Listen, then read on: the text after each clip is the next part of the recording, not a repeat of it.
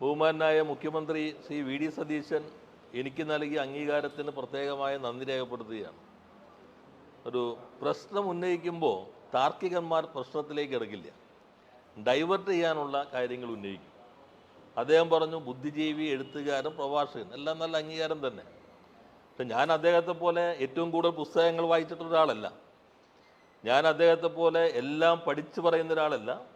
വേണമെങ്കിൽ അദ്ദേഹത്തെ പോലെ നിയമസഭയ്ക്കകത്ത് ഏറ്റവും കൂടുതൽ സബ്മിഷനുകൾ ഉന്നയിച്ചിട്ടുള്ള, ഏറ്റവും കൂടുതൽ ക്രമപ്രശ്നം ഉന്നയിച്ചിട്ടുള്ള, ഏറ്റവും കൂടുതൽ കാര്യങ്ങൾ പഠിച്ച് പ്രശ്നങ്ങൾ അവതരിപ്പിക്കുന്ന അസാധാരണ ശേഷിയുള്ള ഒരാളുമല്ല.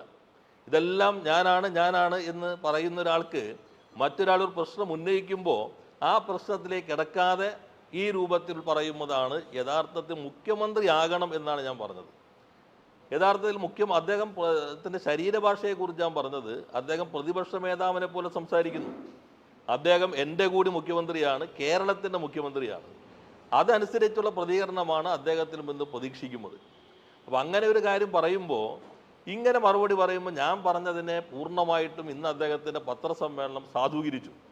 വളരെ പെട്ടെന്ന് ഇത്തരത്തിലുള്ള പ്രതികരണത്തോടു കൂടി അദ്ദേഹം ശരിക്കും മുഖ്യമന്ത്രിയാകാൻ ഇനിയും ഏറെ ദൂരം സഞ്ചരിക്കേണ്ടതുണ്ട്. ജനങ്ങൾ തിരഞ്ഞെടുത്തിട്ടുള്ള മുഖ്യമന്ത്രി തന്നെയാണ്. കാരണം അവർക്കാണ് ഭൂരിപക്ഷം കിട്ടിയത്. ഭൂരിപക്ഷം കിട്ടി അവരുടെ പാർട്ടി അദ്ദേഹത്തെ മുഖ്യമന്ത്രിയായി തിരഞ്ഞെടുത്തു.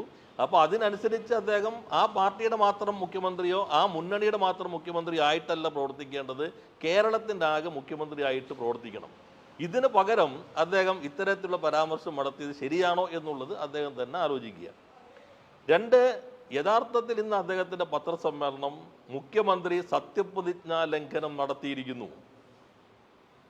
ഗവൺമെന്റ് ലീഡർമാരെ നിയമിച്ചിട്ടുള്ളത് ലോയേഴ്സ് കോൺഗ്രസിന്റെ ലിസ്റ്റ് പ്രകാരമാണ് എന്നൊരു മുഖ്യമന്ത്രി പത്രസമ്മേളനം നടത്തി പ്രഖ്യാപിച്ചിരിക്കുന്നു.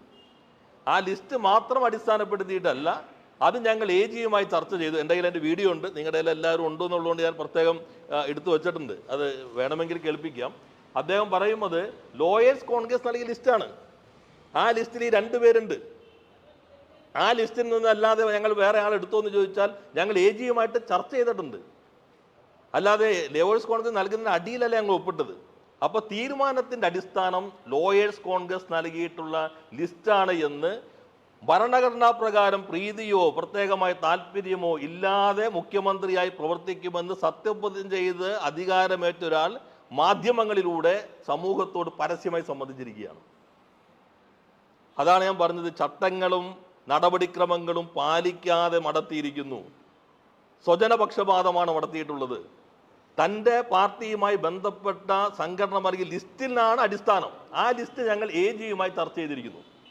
അതിൻ്റെ അർത്ഥം ചട്ടം പൂർണ്ണമായിട്ട് ലംഘിച്ചിരിക്കുന്നു. Kerala government government legal officers rules പ്രകാരം AG നൽകുന്ന പാനലിൽ നിന്നാണ് ഗവൺമെൻറ് തീരുമാനിക്കേണ്ടത്, റൂളാണ്. അതിന് പകരം ലോയേഴ്സ് കോൺഗ്രസ് നൽകി ലിസ്റ്റ് വെച്ചിട്ട് ഞങ്ങൾ AGയുമായി ചർച്ച ചെയ്തു എന്ന് ഭരണഘടനാ പ്രകാരം ചുമതലയെടുത്ത മുഖ്യമന്ത്രി പരസ്യമായി പ്രഖ്യാപിക്കുന്നതോടുകൂടി യഥാർത്ഥത്തിൽ ഭരണഘടനാ പ്രകാരമാണെങ്കിൽ അദ്ദേഹം സത്യപ്രതിജ്ഞ ലംഘനം നടത്തിയിരിക്കുന്നു എന്നതാണ് യാഥാർത്ഥ്യം. തൻ്റെ പാർട്ടിക്ക് വേണ്ടി ഗവൺമെൻറ് വക്കീലന്മാരെ നിയമിച്ചിരിക്കുന്നു. ആ കടലാസ് വെച്ച് AGയുമായി ചർച്ച ചെയ്തിരിക്കുന്നു. റൂൾ വായിച്ചു നോക്കണ്ടേ? മുഖ്യമന്ത്രി എല്ലാം പഠിച്ചു പറയുന്ന ആളല്ലേ. അവർക്ക് ശുപാർശ നൽകാൻ ഏതൊരാൾക്ക് പോലും മന്ത്രിമാർ, ഞാൻ കഴിഞ്ഞ ദിവസം അദ്ദേഹം ഇതേപോലെ തന്നെ പറഞ്ഞു, മന്ത്രിമാരുടെ ശുപാർശയാണ് AIക്ക് പോലും പരിശോധിക്കാൻ പറ്റില്ല, അവർ ആർക്കൊക്കെ വേണ്ടി വാദിച്ചിട്ടുണ്ട് എന്നുള്ളത്. റൂള് വളരെ കൃത്യമാണ്. റൂള് പറയുന്നത് AG നൽകുന്ന പാനലിൽ നിന്ന് വേണം അഭിഭാഷകരെ നിയമിക്കാൻ. അപ്പോൾ AGയുടെ പാനലില്ല എന്നിപ്പോൾ വ്യക്തമായി. 2, ഇവർ നൽകിയ ലിസ്റ്റാണ് അടിസ്ഥാനം എന്ന് വ്യക്തമായി. 3, ആ ലിസ്റ്റ് വെച്ചിട്ടാണ് AGയുമായി ചർച്ച ചെയ്തത്. പ്രകടമായി ചട്ടലംഘനം, ഭരണഘടനാ ലംഘനം. യഥാർത്ഥത്തിൽ മുഖ്യമന്ത്രിയുടെ ഈ പഠിച്ച കാര്യങ്ങൾ പറയുന്നതിൽ നടപടിക്രമങ്ങൾ പഠിക്കാനും കുറച്ച് സമയം, ഞങ്ങളെയൊക്കെ ആക്രമിക്കാനും വ്യക്തിപരമായി അധിക്ഷേപിക്കാനും കാണിക്കുന്ന ഉത്സുകത നടപടിക്രമങ്ങൾ പാലിക്കാൻ എടുക്കണം.